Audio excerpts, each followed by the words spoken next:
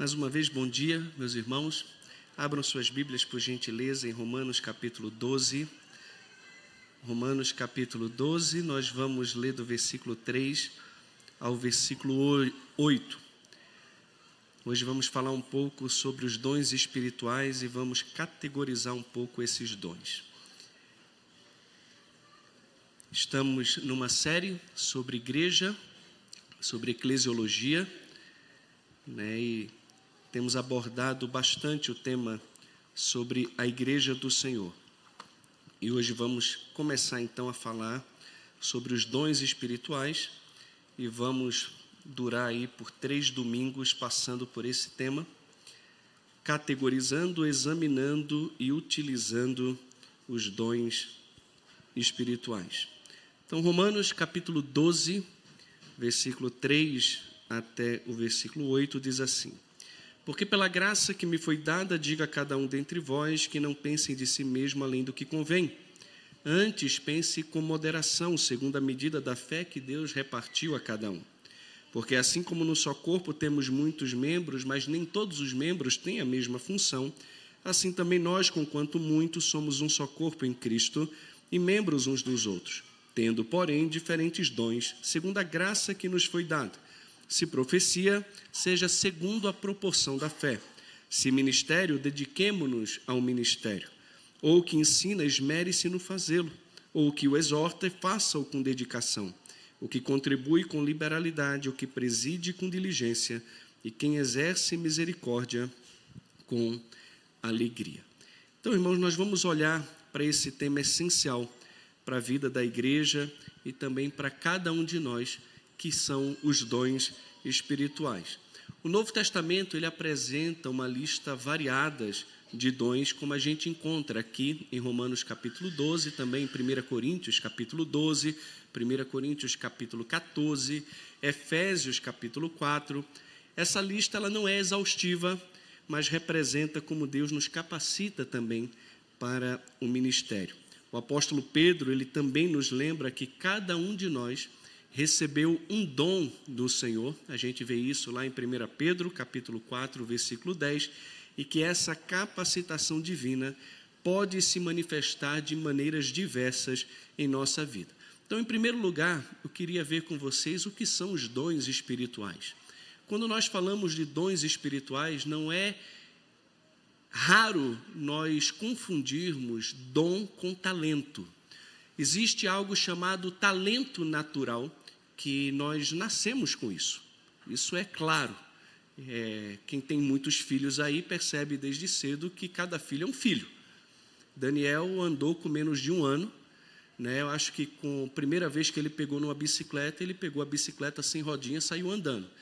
Esse ditado de você aprende a andar de bicicleta caindo, não foi o caso com o Dani. Uma vez cheguei em casa, ele estava dando estrelinha, perfeita estrelinha do Daniel. E eu olhei para o Daniel e disse: rapaz, tu aprendeu isso com quem? Spartacus. Era um desenhozinho que tinha no Discovery Kids. E o Daniel olhou para aquilo e imitou. E imitou perfeito. Perfeito. Mas o Dani demorou a falar. Mordia as crianças na escola porque não sabia se comunicar, ficava nervoso. O Dudu é totalmente diferente do Dani. E cada um recebe um talento. Daniel recebeu uma gaita de presente do pastor Davi. Não passou 2 horas, ele estava tirando a marcha nupcial na gaita, sem nunca ter pego uma gaita na vida. Daniel nunca fez aula de violão. Ele pega um violão e ele tira as músicas. Eu fico encantado. Eu fiz 1 ano de violão clássico em Petrópolis, quando eu morava no Rio de Janeiro. Saía de São José para Petrópolis, pegava ônibus para poder ter 2 horas de aula de violão popular e violão clássico. 1 ano. O Daniel pega o violão, pega umas dicas no YouTube e toca bossa nova e toca tudo, dedilhando e fazendo o violão cantar. E eu olho para ele e disse: isso não pode. Isso está errado. Não é justo. Espera aí, não dá. Deus dá talento para alguns. Tem uns que jogam bola. Não é impressionante isso?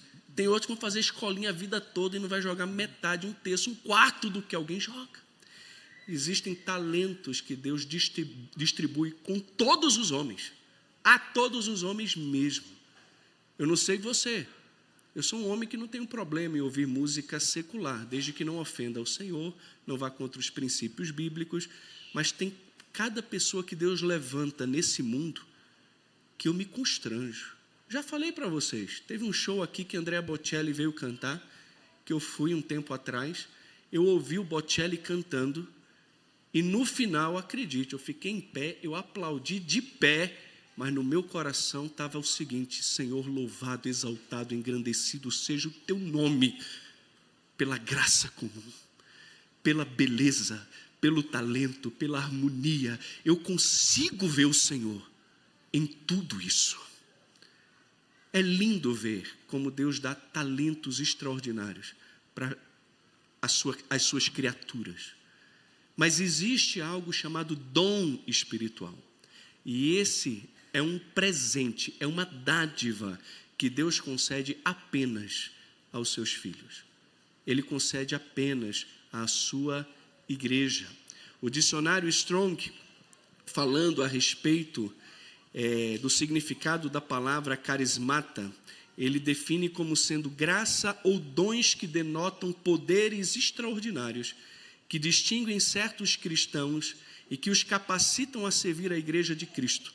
A recepção desses dons é devido ao poder da graça divina que opera sobre as suas almas pelo Espírito Santo. Então, estou falando de algo que a gente recebe de Deus, que é um dom espiritual, que é concedido por Cristo.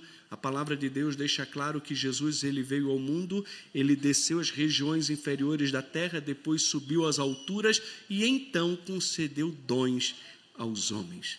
Ele concede dons à sua igreja.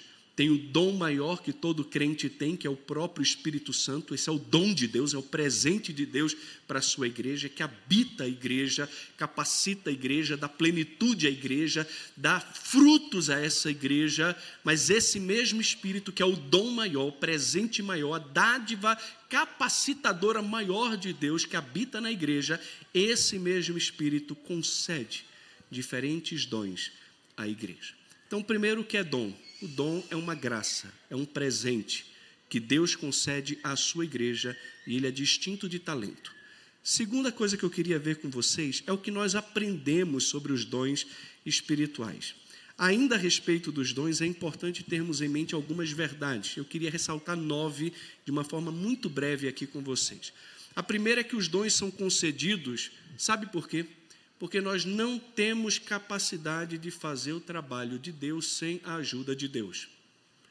O dom é dado porque você não tem competência, capacidade de fazer aquilo que Deus requer de você sem a ajuda que Ele dá. Sim, acredite, você não é autossuficiente e nem todo-poderoso. Ficou triste, né? Você não é Deus. Segunda verdade sobre os dons é que é uma manifestação da graça de Deus sobre os seus servos. Pela graça que me foi dada, digo a cada um dentre vós. Paulo está falando aqui da graça do apostolado dele, do dom de apóstolo que ele recebeu, que dava a ele autoridade para ministrar da forma autoritativa que ele ministrava à igreja. O dom é uma manifestação da graça de Deus aos seus servos. Deus demonstrou graça com você ao conceder a você um dom espiritual. Terceira verdade, aqui, é que eles são distribuídos pela vontade soberana e sábia de Deus sobre a sua igreja. Novamente, o texto que nós lemos diz que pela graça que me foi dada, digo a cada um dentre vós que não pense de si mesmo além do que convém, pense com moderação, segundo a medida da fé que Deus repartiu a cada um. E isso é coerente com o que nós encontramos em 1 Coríntios 12, 11, que diz que o Espírito é que distribui os dons conforme Ele quer, conforme lhe apraz.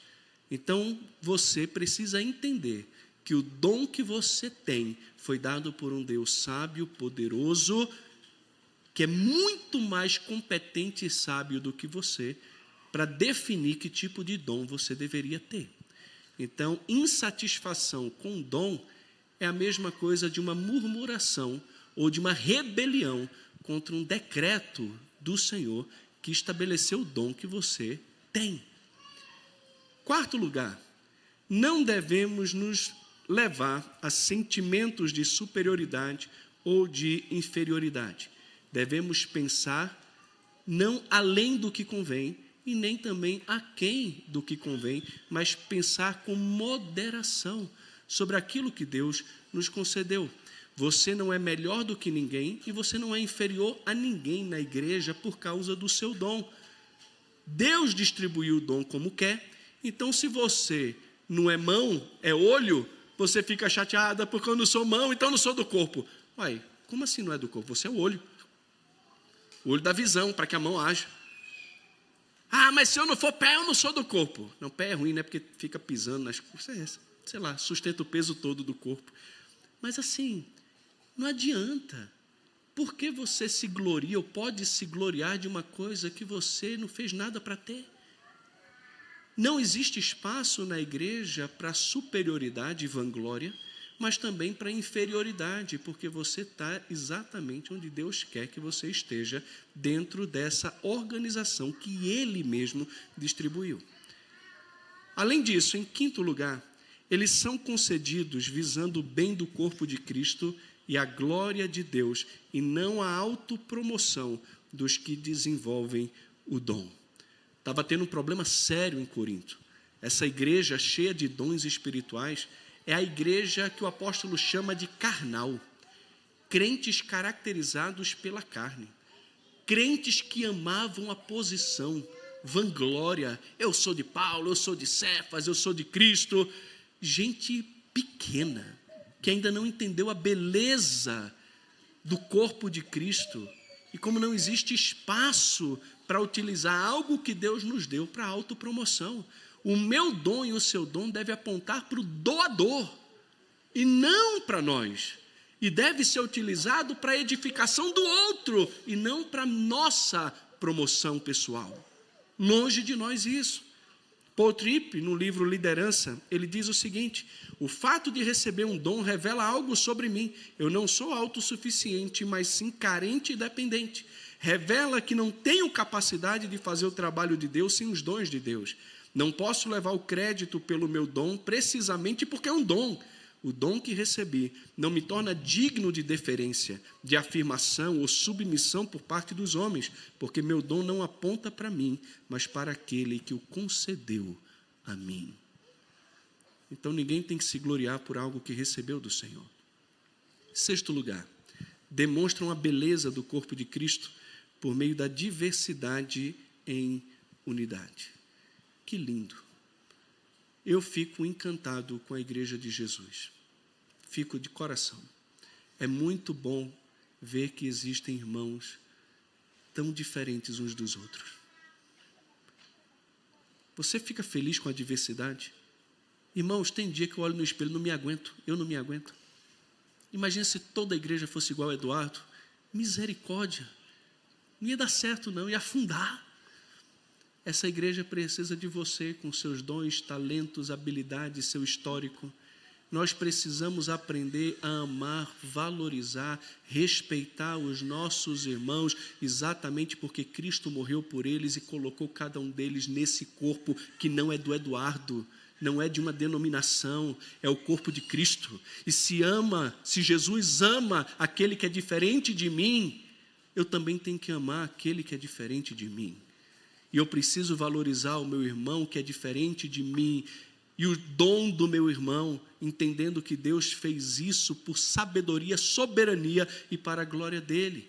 Que maravilha que existe diversidade na igreja e ao mesmo tempo unidade por causa do sangue, por causa do Espírito, por causa do senhorio de Cristo, por causa da fé, por causa do batismo, por causa da esperança. Somos um só. Queira você ou não, estamos batizados pelo Espírito num só corpo, fomos comprados pelo mesmo sangue, fazemos parte da mesma família. Aprenda a amar o seu irmão que é diferente de você e que tem dons diferentes de você, porque você vai viver a eternidade ao lado dele. E eu acho bom você amar mesmo, porque eu acho que Deus de propósito vai colocar ele como teu vizinho no céu. Né? Vai viver do lado dele a eternidade toda. Não queria passar longe dele na igreja, agora vai ter que viver a eternidade do lado dele aqui. aprenda a amar o seu irmão e aprenda a valorizar a diversidade em unidade. É muito ruim quando eu ouço, aquela igreja é muito boa, que ela é só de jovem. Não presta. Presta não. Pastor, o senhor está julgando. É porque não é a igreja de Cristo isso. A igreja de Cristo é isso. É criança, é adolescente, é jovem, é idoso. E pessoas com habilidades, capacidades e dons diferentes, fazendo parte da mesma família e do mesmo corpo. Em sétimo lugar, os dons determinam a função do membro do corpo. Cada um tem uma função. Somos muitos membros, nem todos os membros têm a mesma função. Não tem. E aí é importante duas coisas. Você identificar qual o dom que você tem, para entender qual é a sua função. Ninguém vai cobrar do olho carregar a compra. Isso a gente cobra da mão. O olho não pode ser cobrado por aquilo que Deus não deu a ele a capacidade de fazer. Cada um precisa identificar qual é o seu dom, mas cada um precisa identificar também qual não é o seu dom. Porque a gente está querendo se meter em lugares, em tarefas, ministérios, que às vezes Deus nunca nos chamou para fazer. Né, Milton? Fiquei encantado com o Milton, muito mesmo. Peço até licença para ele. Convidei o Milton, eu não, né? O nome dele foi indicado para diácono da igreja. Eu conversei com o Milton, fui conversar com ele.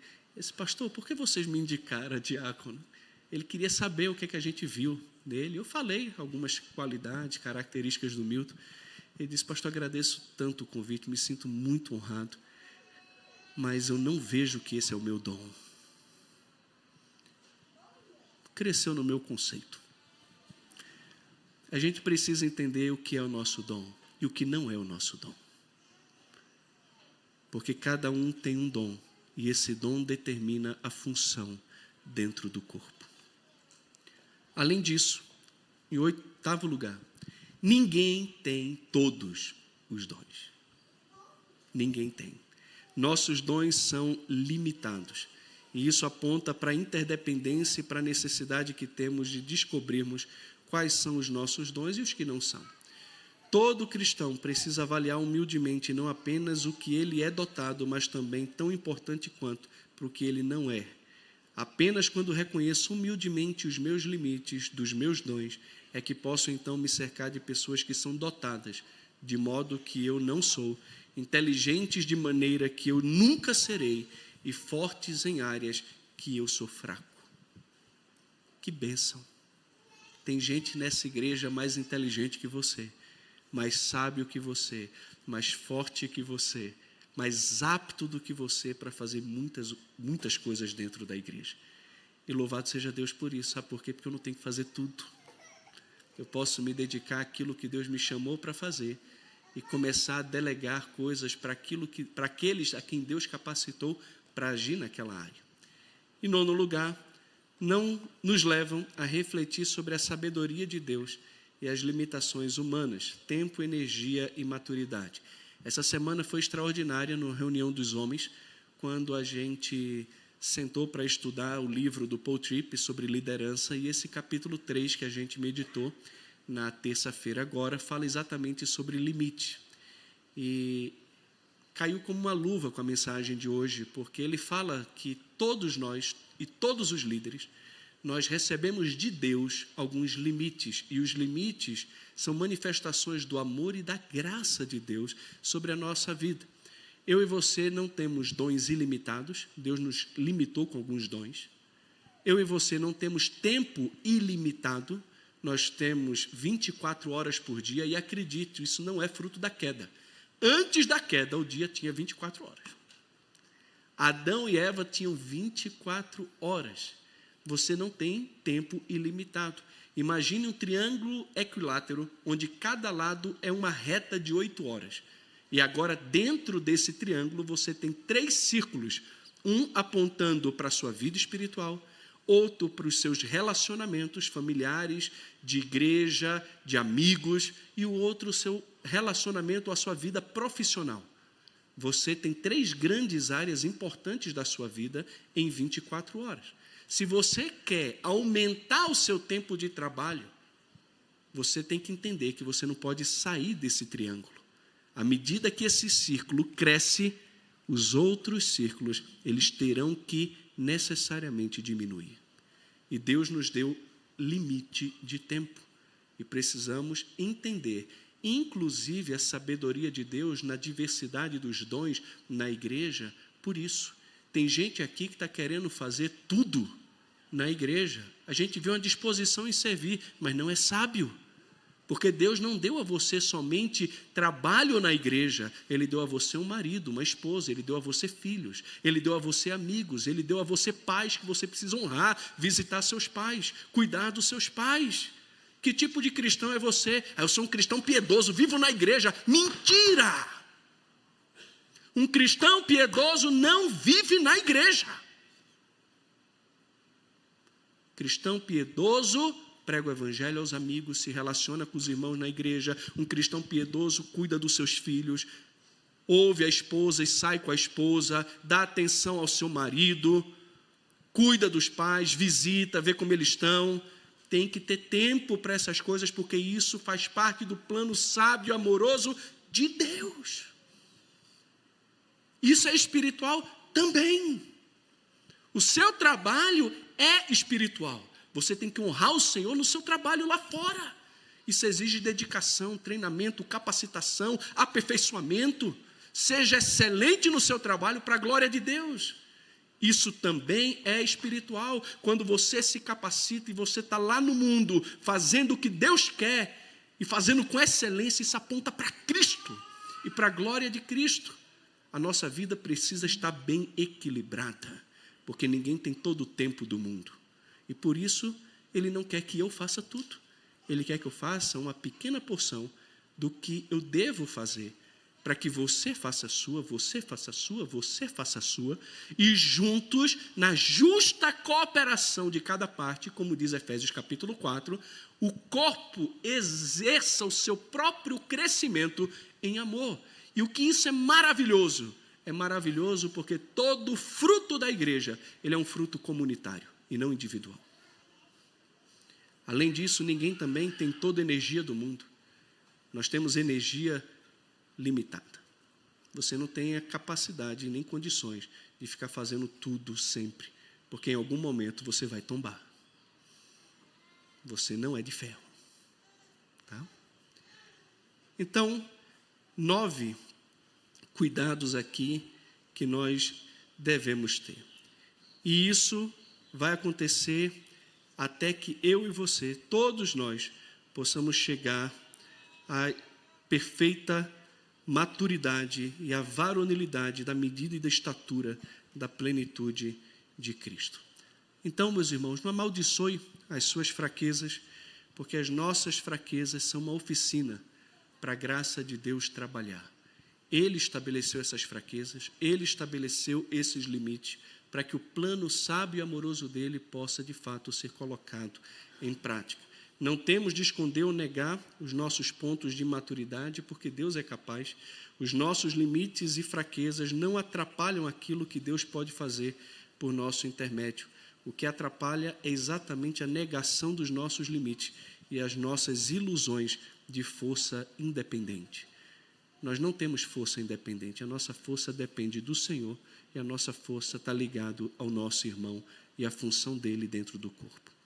Em terceiro lugar, a gente viu que são os dons. Nós vimos algumas verdades relacionadas aos dons espirituais aqui. E em terceiro e finalmente, como os dons espirituais podem ser categorizados. Nós temos, irmãos, algumas listas de dons espirituais.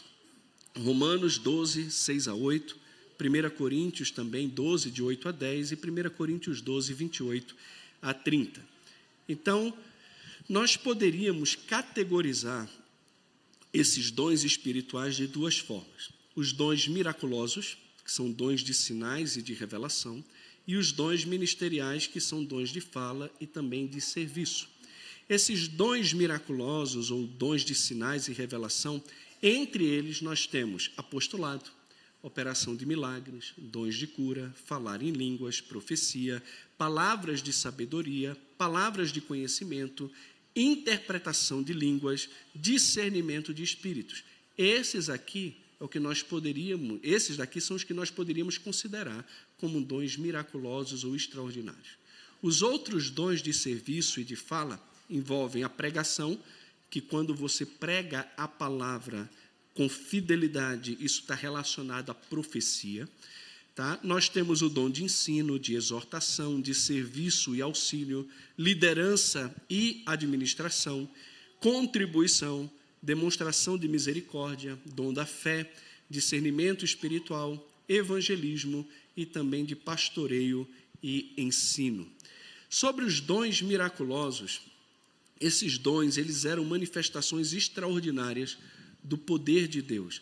Na história da salvação, Deus ele sempre autenticou os seus mensageiros através de milagres. A gente vê isso com Moisés e Elias, por exemplo, que realizaram sinais que confirmaram o chamado deles. Êxodo 4. Para Moisés está muito fácil, que a gente vem numa série aí expositiva em Êxodo, então fica fácil a gente lembrar da autenticação que Deus traz ao seu servo através dos milagres que ele realizava.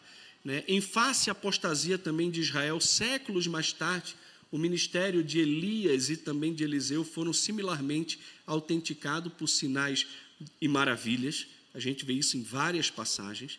No Novo Testamento, Jesus também curou os enfermos, realizou prodígios, validando a sua mensagem como verdadeiro Filho de Deus.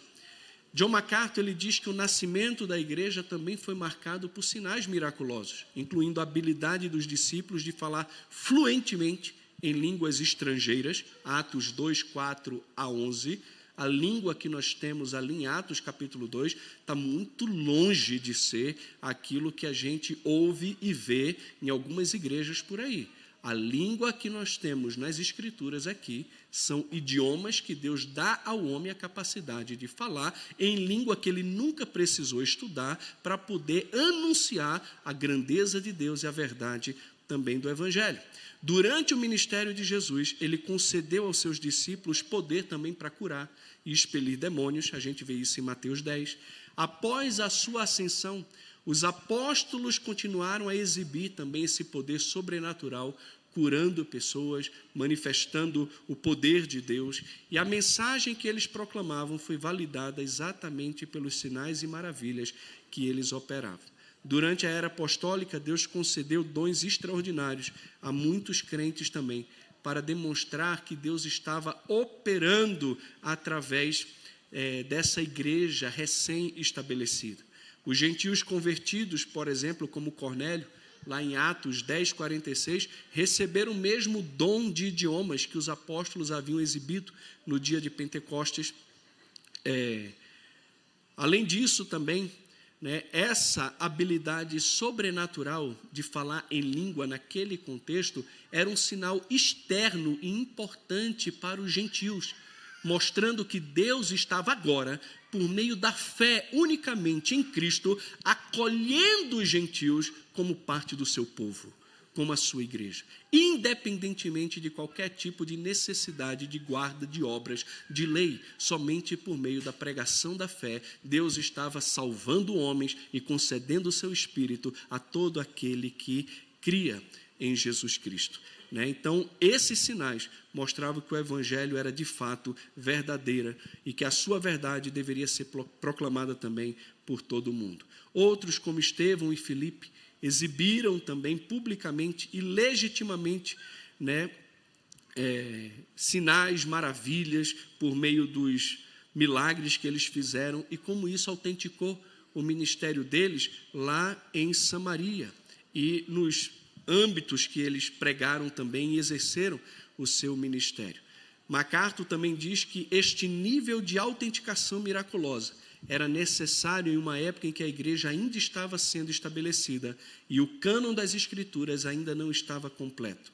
Como aqueles que receberam revelação divina através do Espírito Santo, os apóstolos e profetas estavam estabelecendo o fundamento doutrinário para a igreja. A gente sabe que a igreja ela é estabelecida sobre o fundamento dos apóstolos e dos profetas, homens que receberam a graça de Deus de serem movidos pelo Senhor a falar palavras verdadeiras e doutrinárias para a igreja no momento em que ela não tinha a Escritura ainda em suas mãos. E os apóstolos, eles foram movidos pelo Espírito para escrever esse texto inspirado que hoje eu e você temos nas nossas mãos. E isso é um privilégio maravilhoso. Então, dons de revelação eram obviamente necessários para cumprir essa tarefa, e os dons de sinais eram também necessários para autenticar sua afirmação como porta-vozes de Deus. Eu sei que existem muitos debates a respeito da permanência ou não de alguns dons extraordinários, como curas, milagres, profecias, línguas.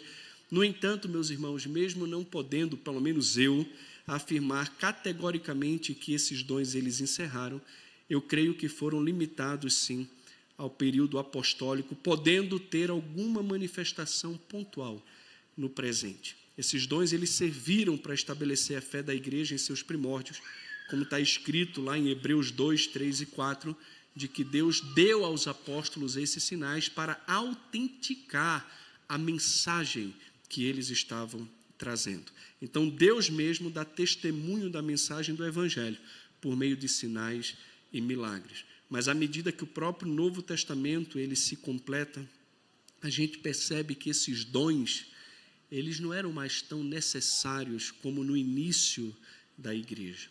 A revelação de Deus está agora completamente contida nessa palavra inspirada e revelada. Pastor, mas o senhor não acredita mesmo que algo possa acontecer assim? Veja só, como eu falei. Diferente de alguns grandes amigos meus que batem o martelo e dizem esses dons cessaram, não existe mais, eu não tenho muita firmeza e confiança em dizer cessaram. O que eu posso dizer com confiança e firmeza é que isso não acontece como acontecia no período apostólico. E não tem a necessidade hoje que tinha naquele momento para autenticar o nascimento da igreja, a mensagem do Evangelho e a autoridade apostólica. Então, é isso que eu estou dizendo. Eu não estou dizendo que uma pessoa ou outra não possa trazer alguma revelação ou profecia. Mas o que eu posso dizer com certeza é que ela é desnecessária para que eu conheça a vontade de Deus que já foi claramente revelada em sua palavra. Tem gente que fica atrás de profecia querendo saber o que Deus tem para ela no futuro. Posso te falar uma coisa, isso é uma falta de fé enorme. Basta eu e você sabermos que Deus sabe o que vai acontecer no futuro e descansar o nosso coração nessa soberania dEle e na sabedoria dEle. Senhor, eu sei que o Senhor sabe, então eu descanso. Eu não preciso que ninguém venha e me diga o que vai acontecer. Agora, já aconteceu isso comigo? Já aconteceu comigo. Se eu falar que não aconteceu, eu vou estar mentindo. 3 pessoas, momentos diferentes, que nunca viram a minha cara, disse, Deus manda dizer que você vai pregar no exterior para muita gente. Ok. Sabe o que mudou na minha rotina sobre essas palavras que foram faladas? Absolutamente nada. Agora, o que é falar para muita gente no exterior? É pregar para 400 pastores no Malawi? Se for isso, eu já preguei. É pregar para 300 pessoas em Orlando? Já preguei. É para Ok. Isso se cumpriu? Pode ser. Está tudo certo. Já aconteceu comigo também. Tá? De Deus me revelar coisas em sonho. Eu ligar para a pessoa e disse, a Bíblia diz que quem teve um sonho, conta como um sonho. E não o que o Senhor disse. Eu sonhei com você assim, assim, assim. Ah, pastor, foi só um sonho. Passou o dia todo, a pessoa liga no final do dia para mim, chorando, e diz, ó, pastor, não era sonho não. Foi Deus realmente que revelou. Eu disse, ok, então vamos orar. Aconteceu comigo. Então, falar para você que isso não pode acontecer, eu não posso falar. Agora, pastor, então o senhor tem dom de revelação? Tenho nada. Isso foi uma vez que aconteceu na minha vida. Teve outra vez também que um casal de missionários estava visitando a gente, passeando lá em casa, e eles estavam saindo. Eu olhei para a Aline e disse, Andréa está grávida. Está doido, amor? Eu já tinha 2 filhos grandes, Andréa está grávida. Passou uma semana, o Tininho, que era presbítero da igreja em Cabo Frio, eu estou falando o nome, porque se você quiser ir atrás, você pergunta. O Tininho chegou para mim e disse, pastor, você não vai acreditar, se a Andréa está grávida. Como o senhor sabe? Ela acabou de falar aqui para a família, descobriu agora, foi pega de surpresa. Eu disse, meu irmão, não me pergunte como eu sei, só sei que sei. Só sei que foi assim. Eu só sei que foi assim. Ah, o senhor ouviu uma voz? Não ouvi nada. não ouvi nada, não tive não teve nada. Eu não sei como eu sei, eu só sei que eu cheguei para a Aline e disse, ela está grávida. Quando o Tininho ligou, disse, a Andréa está grávida. Como você sabe, se eu não sei como eu sei que foi assim. Eu sei que foi assim. O senhor crê que Deus pode curar? Creio, mas eu não creio como acontecia lá, que o pessoal passava, a sombra batia, o pessoal levantava. Eu não creio que acontece hoje como aconteceu com Pedro e João ali, entrando no templo, não tem ouro no prata, mas o que eu tenho te dou, toma minha mão aqui, em nome de Jesus, levanta e anda. E ele levanta e anda, nem orou. Se tem isso hoje, essas pessoas tinham que estar nos hospitais. Eu não vejo isso hoje. Agora, eu não estou dizendo que você orando por uma pessoa, Deus não possa curar essa pessoa. Já aconteceu comigo também. Jaqueline, hoje membro da Igreja Cristã Evangélica em Cabo Frio, liga para ela lá, estava com tumor no útero, chamei a Jaque, tinha uma cirurgia preparada para terça-feira, coloquei a mão nela, oração bem tradicional, não repreendi nada. Senhor, faça a tua vontade, nos submetemos à tua vontade, o Senhor é bom, tal, poderoso. A nossa vontade é que o Senhor curasse ela, mas sabemos que o Senhor usa os médicos, sabemos tudo isso. Orei por ela, quando foi durante a semana, ela diz, eu não faço a cirurgia se não fizer uma outra ultrassom. Mas não tem necessidade, já tem o pré-cirúrgico, tem tudo. Ela resolveu fazer o ultrassom. Aí o médico foi para cá, e foi para lá, e foi para cá, e foi para lá, disse, já que tem alguma coisa errada. O que foi, doutor, que está errado? Eu não estou achando o tumor. Então está certo. Errado é quando tinha o tumor. Agora está certo. Deus curou. Ela deu testemunho de quando eu orava por ela, alguma coisa queimava no ventre dela. Eu vou dizer que Deus não cura hoje? Eu não posso dizer isso. Não posso dizer que Deus não possa fazer milagres hoje. Eu não posso dizer que Deus não pode curar hoje. Eu não posso dizer que Deus não possa trazer uma revelação ou uma palavra. O que eu estou dizendo é o seguinte, ninguém deveria viver atrás dessas coisas. Tá?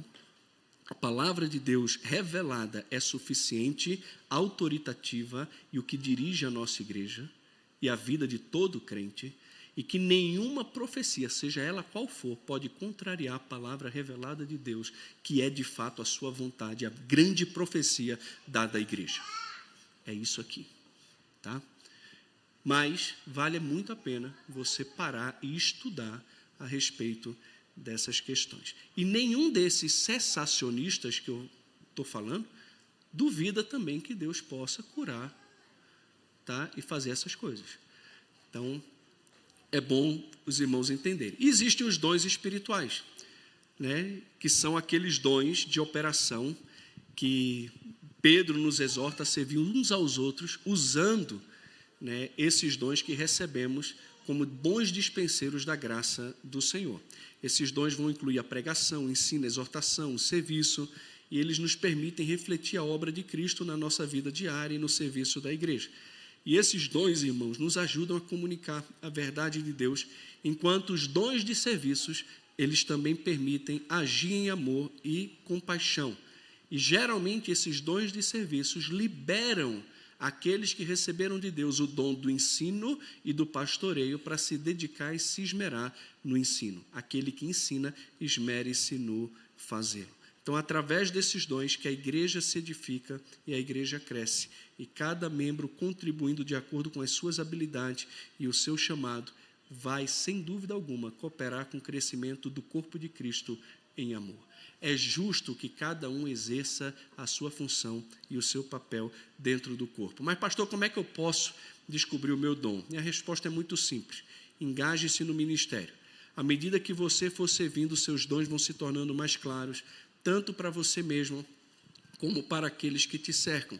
E Deus vai te dar oportunidades de servir e vai guiar você a descobrir onde você pode ser mais útil. John MacArthur diz que a melhor forma de cada um descobrir o próprio dom espiritual é engajar-se no ministério de acordo com os desejos dados por Deus, oportunidades de servir e nas respostas dos que são servidos. E à medida que os crentes servem uns aos outros, suas áreas de atuação dos dons tornam-se gradualmente aparentes para aqueles e para os outros. Alguém já disse que a melhor forma de você identificar o seu dom é algo que você gosta de fazer, Deus abençoa e a igreja reconhece. Eu colocaria um outro aqui, é aquilo que te deixa mais indignado na igreja. O cara que tem dom de evangelismo, ele critica todo mundo, diz que essa igreja não evangeliza. a igreja está em pecado, a gente devia estar saindo na rua para pregar o evangelho. Meu irmão, qual é o teu dom? Ah, pastor, o senhor acredita que eu não sei? Não sabe? Você é evangelista, cara. Você quer que todo mundo evangelize. Você é evangelista. Geralmente, o nosso dom está ligado a algo que nos deixa indignado. Tu vai numa igreja, ouve uma pregação, nada a ver, o pastor entra no texto, sai no texto, nunca mais volta no texto, prega para o pretexto, aí tu fica indignado, fala, meu Deus do céu, eu tenho que ver uma boa pregação. Talvez Deus está te dando um dom aí de ensino, de pregação, de liderança. Melhor forma de você saber qual é o seu dom é você servindo. Sirva. Sirva. Concluindo, irmãos, que possamos ser uma igreja que não apenas reconhece os dons espirituais, mas que também pratica ativamente esses dons. Que cada um de nós possa buscar entender como Deus nos chamou a servir e a amar uns aos outros, e em tudo o que fizermos, possamos fazer tudo para a glória do Senhor. Possamos também relembrar as palavras do apóstolo Pedro, em 1 Pedro 4,11, que diz, se alguém fala, fale de acordo com os oráculos de Deus, e se alguém serve, faça na força que Deus supre. E que a nossa vida e ministério seja de fato um reflexo do amor e da generosidade de Cristo na sua igreja. Amém. Vamos orar. Pai, obrigado pela tua palavra, pedimos ao Senhor que abençoe a nossa vida, nos ajude a identificarmos os nossos dons, a importância dos dons para a igreja local, e que juntos possamos nos edificar mutuamente e fazer a igreja do Senhor crescer em amor, até que todos cheguemos à perfeita varonilidade, à medida da estatura e da plenitude de Cristo. Quero orar dessa forma e faço isso no nome dele. Amém.